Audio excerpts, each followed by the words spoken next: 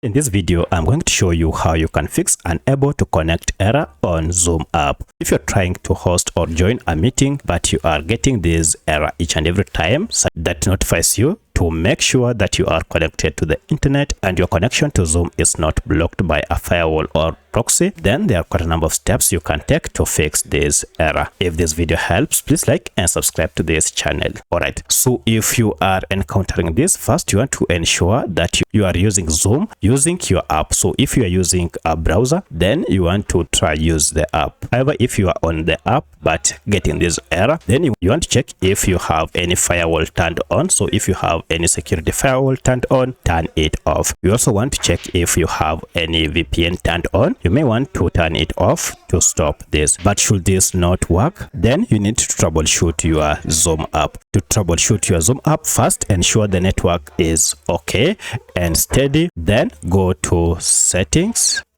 and from settings look for apps. Under apps, go to manage apps or all apps, and this will list all the apps that you have on your phone. From the list, search for Zoom like that. And if you tap on Zoom, first go to force stop app and okay. And then go to clear data and again clear all data. After clearing cache, clear all data. Now restart your smartphone and go to your app, open it.